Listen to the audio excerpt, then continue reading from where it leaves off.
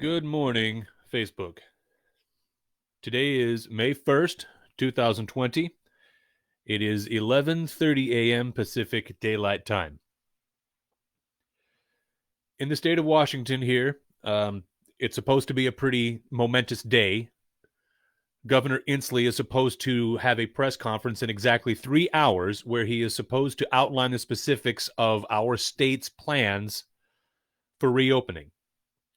It had already been disclosed by his office that the stay-at-home order would be extended past the 4th of May, but with that announcement, there came no projection as to when the expiration date would be. We can expect to see that today. A news article that I read earlier today said that there's going to be some diversity in terms of the way that the state opens up, such as counties that have been sort of sparsely affected by the virus might experience an earlier easing in restrictions than counties that are not doing so great. There is a county in southeastern Washington where not a single case of coronavirus has been reported. I believe that's Garfield County. But in any event, we can expect to see some more specifics from Olympia this afternoon. I'm going to be eagerly watching that press conference and seeing how the information which is released might translate to the effects on my personal life this may have. So, in that spirit, I'm going to be a lot more focused on Washington state figures today, but just by rote to get through where we are worldwide, nationwide, and then zooming into statewide. The world is currently looking at a number of 3,364,253 positive or confirmed cases of coronavirus, which has resulted, according to these figures, in 237,469 fatalities as a result of the disease. The United States remains by far the worst affected country in the world. Our numbers, according again to worldometers.info, 1,111,543 positive or confirmed cases, with 64,887 fatalities being reported thus far nationwide. In second place, again, is Spain, with 242,986 cases. Spain has lost 24,824 lives. That's followed by Italy, followed by the United Kingdom, followed by France, and then Germany. Germany is looking at 163,542 cases, 6,640 fatalities reported as of today in Germany. Where all of this began, in China. China is currently reporting 82,874 fatalities. No, that's incorrect. 82,874 cases with 4,633 fatalities. That number has hardly moved in nearly 2 months, according to the figures that they're releasing. There's a lot of scrutiny and skepticism being directed towards China at the moment. The way they've handled this thing has come under fire, and I think deservedly so. There is an investigation. I think I touched on it yesterday. And while we don't know the parameters, and of course, obviously not the results of that investigation as yet, the fact that there is an investigation which is underway seems to indicate that we have strong reason to believe that China has not been forthcoming about the way that they handled this thing at the beginning, their reports as to the origin of the virus and how it began to spread. I can imagine this investigation and whatever results it brings are going to factor greatly into our ongoing relationship with China as a nation. Now, in the United States, New York State remains the hardest hit.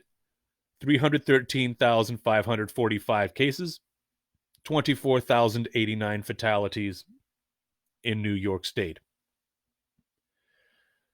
I'm going to get to Washington in detail.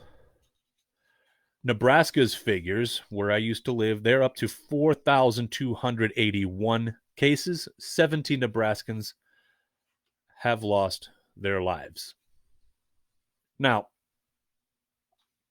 as I mentioned a moment ago, the way that our state opens up is going to, according to a report in the news, and again, this press conference has not yet happened. That's 2:30 p.m.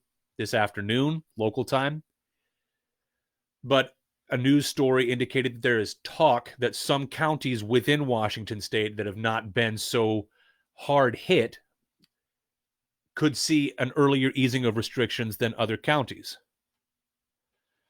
So the county that seems to be doing the best within Washington state is Garfield County, reporting 0 cases and, of course, 0 fatalities.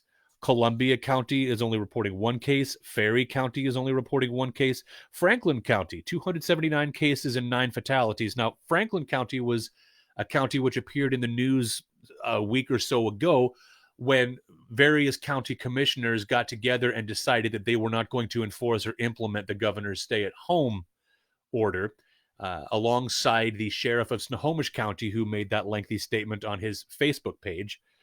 But Franklin County is 279 cases, 9 fatalities, as compared to Garfield County, which has 0 cases.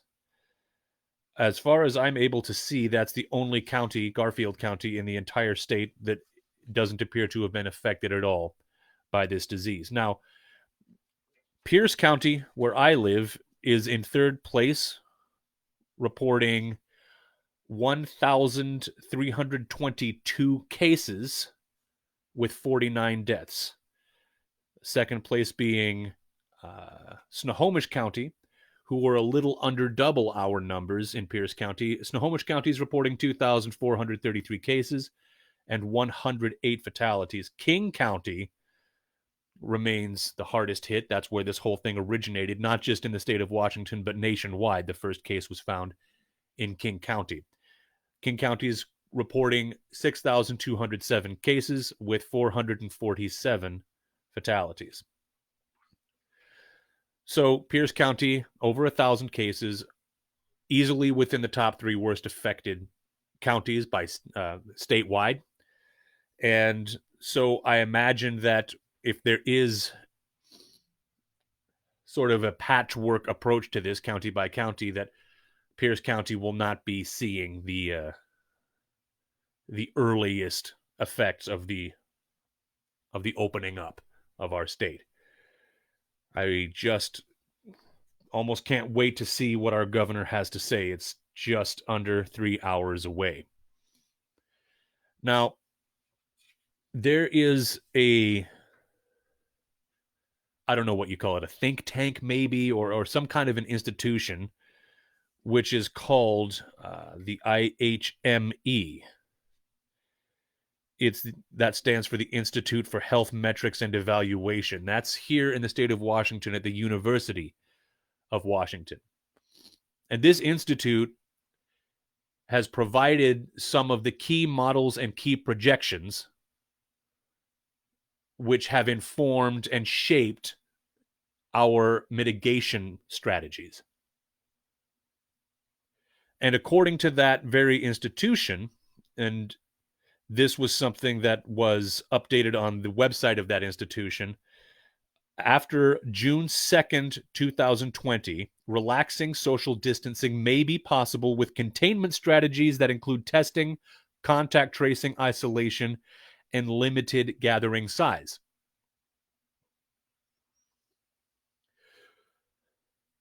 This was updated as of the end of April. I think April 29th is when they made the most recent update to that information. So this is the same institute which released most of the information, most of the most commonly and widely accepted information, while the White House was coming up with its strategies and social distancing and mitigation methods. But that same exact institute has come under fire for being unreliable. This was a story that was published on April 17th at statnews.com. Influential COVID-19 model uses flawed methods and shouldn't guide U.S. policy, critics say. A widely followed model for projecting COVID-19 deaths in the United States is producing results that have been bouncing up and down like an unpredictable fever. And now epidemiologists are criticizing it as flawed and misleading for both the public and policymakers. In particular, they warn against relying on it as the basis for government decision-making, including on reopening America. I'm going to skip ahead a little bit here. The chief reason the IHME projections worry some experts is that, and I quote, the fact that they overshot will be used to suggest that the government response prevented an even greater catastrophe when in fact the predictions were shaky in the first place. IHME initially projected 38 to 162,000 United States deaths, 38,000 to 162,000. The White House combined those estimates with others to warn of 100,000 to 240,000 potential deaths. I remember here on this broadcast talking about those figures coming from the IHME. And those same people are now saying that it won't be until over a month from now, on the 2nd of June, when we can begin relaxing social distancing and shifting to containment as opposed to mitigation. Another month of this, according to this institute, according to the IHME. I am curious to see just how much Governor Inslee is drawing upon the IHME for his recommendations. There has not been a lot of criticism of this institution within local news media, and there has not been, from my perception, a strong deviation from the suggestions of, well, rather from the methods that the IHME suggests. So even though there is some fairly credible criticism being leveled at the IHME, it doesn't appear that people are turning away from their suggestions in the slightest. So I'm going to skip ahead in this story a little bit because there's a description of the way that the IHME runs its models and how they arrive at their conclusions. And there's one paragraph in particular that really stands out to me. Each run of the model, updated with new United States data, produces estimates of future and total deaths, ICU use, and other outcomes with uncertainty bounds. That is, IHME says the actual number of deaths and other outcomes has a 95% likelihood of falling between a stated upper limit and lower limit. In late March, for example, IHME projected that there will be a total of 81,114 COVID deaths in the United States over the next 4 months, but that number came with a caveat. The actual number could be as few as 38,242 and as many as 162,106. So, put another way, the IHME is telling people that their figures have a 95% likelihood of falling somewhere between 38,000 and 162,000. A 95% chance of falling somewhere between 38,000 and 162,000. That's pretty damn high. That's a very wide gulf within which the actual number may fall. And that is the model, and these are the numbers and the information that's being used to inform the government in its decisions in how we are to live our lives.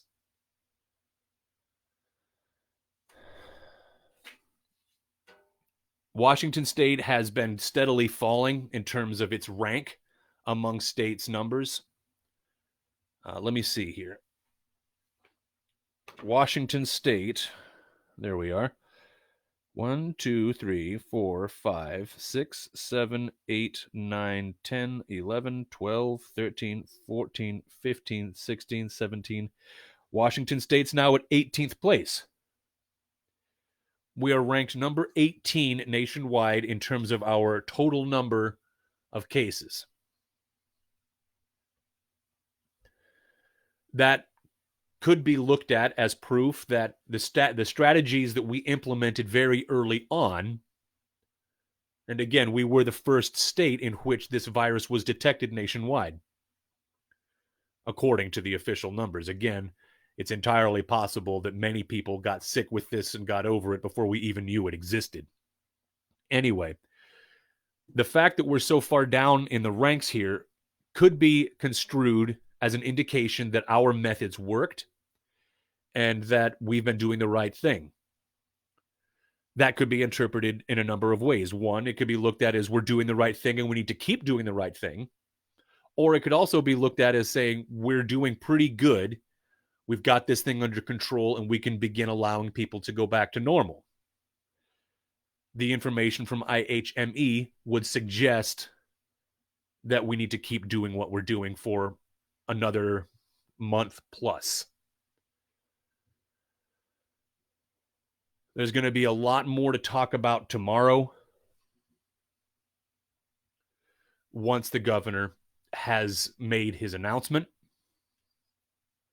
There's already a lot to talk about now in terms of the way that recreational activity is going to be allowed, golfing, boating, etc. I was listening to the radio this morning, and some local commentator was talking about the restrictions as relates to golfing, that a group of 2 people is permissible, but a group of 4 people is not, and there was even more detailed control and restriction on that group of 4 if 3 of them come from the same household. And there was a lot of sentiment behind that says that these methods, these specifics within the restrictions of our behavior have not been scientifically demonstrated as an effective way to mitigate or contain the virus. It seems very arbitrary in every sense except how controlling it is. And that's got a lot of people pretty upset, not just within Washington, but all over the country. I didn't really dive into it too much, but I saw a story in the news where the protests in the state of Michigan, under the leadership of Governor Whitmer, have progressed to the point that protesters, some of whom are armed, are entering the Capitol building in Lansing, Michigan.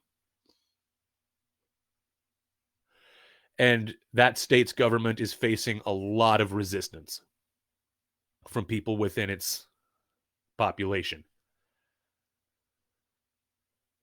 Browsing through social media, the way that people are being treated when they voice the kind of skepticism such as what we're seeing in these protests in Lansing, Michigan, they're being treated as though they themselves are the disease.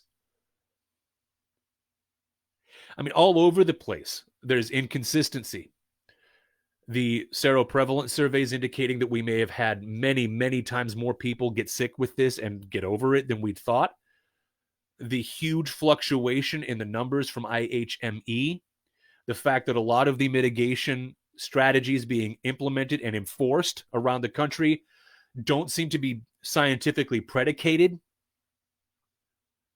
People want this situation to make sense. People want to know for themselves that what they're doing is going to work. They want to know it. They don't just want to believe it. They want to know it independently.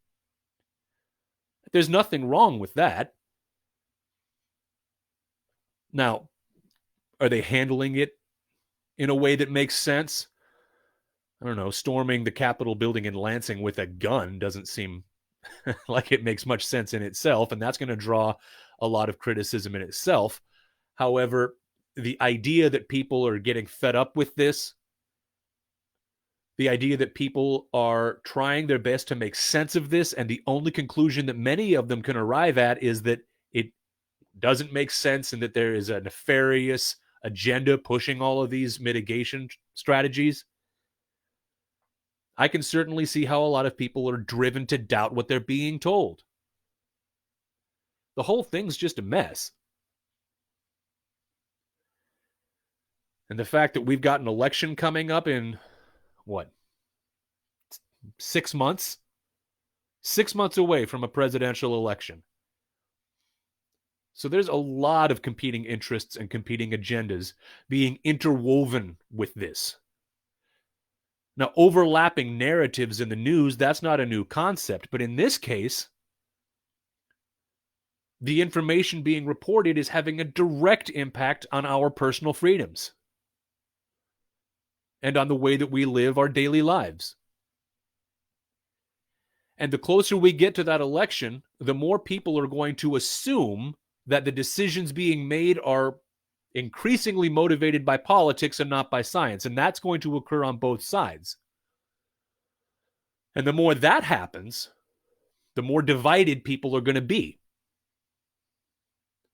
Get to a point where you see somebody walking down the street not wearing a mask, and you are against them automatically because you're not following what the government says you should do. You're part of the problem. Oh, you must be going to vote for so-and-so. And it's going to get a lot worse.